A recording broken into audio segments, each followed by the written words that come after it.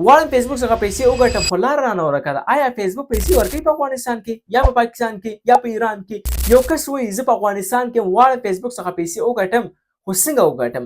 ما سره د افغانستان پیج دی او آیا دا مونټایز کیږي که نه؟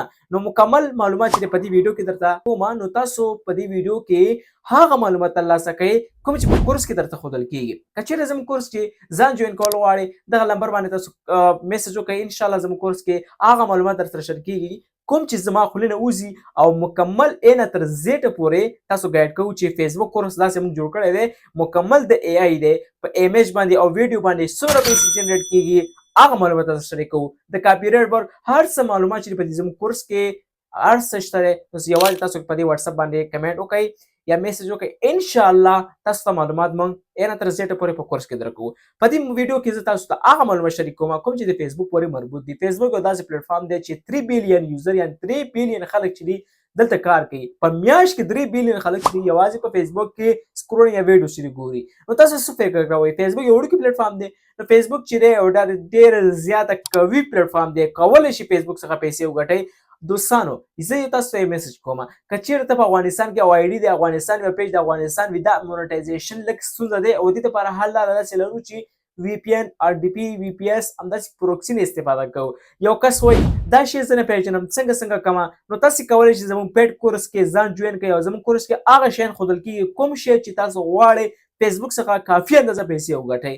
نو ډېر خبرې کول نه غواړم، زه فیسبوک یوازې کرایټیریا درته وایم چې فیسبوک څه کرایټیریا لري، نو هغې په اړه انشاءالله معلومات درکوم دغه په دې ویډیو کې تر اخره پورې. او فیسبوک تا ته شرطونه یې ښیي دي چې کرایټیریا دا ده چې 10,000 فالوورز به پوره کړئ او 1.5 لک ویوز به تر پوره کړئ، یعنې 1.5 لک به ته ویوز پوره کړئ.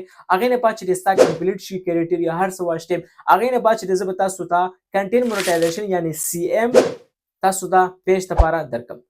آیا دا امکان لري په افغانستان کې درکړي؟ نو دې لپاره موږ حل لاره داسې لرو چې یا به وی پی ان استعمالو یا به آر ټي پي استعمالو. که لیپټاپ لرئ نو آر ټي پي واخله، که موبایل لرئ نو وی پی ان واخله، هېڅ مسله نشته، یا پروکسي واخله.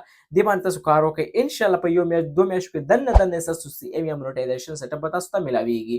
یو کس بیخي نه پوهېږي او نوی راځي فیسبوک باندې کار کوي، نو هغه کولی شي د فیسبوک 10 پیجو څخه کار پورته کړي. نو انشاءالله په دې ویډیو کې زه تاسو ته معلومات تاسو ته یوازې د کرایټیریا یوازې د فیسبوک په اړه معلومات درکړل. انشاءالله تاسو که زموږ په پیډ کورس کې ځان جوین کول غواړئ نو انشاءالله مکمله معلومات په پیډ کورس کې یو مناسب ریټ سره به انشاءالله تاسو ته درکړو. د ای آی نه تر زیټه پورې مکمل د ای آی د دور دی، نو ای آی دور باندې به انشاءالله تاسو ځان پوهوئ، نو ای آی باندې به تاسو مکمل ځان پوهوئ. نو په دې پیډ کورس کې تاسو ځان پوه کړئ، انشاءالله یو میاشت یا 2 میاشت کې دننه تاسو کولی شي فیسبوک څخه کافي اندازه پیسې تاسو جنریټ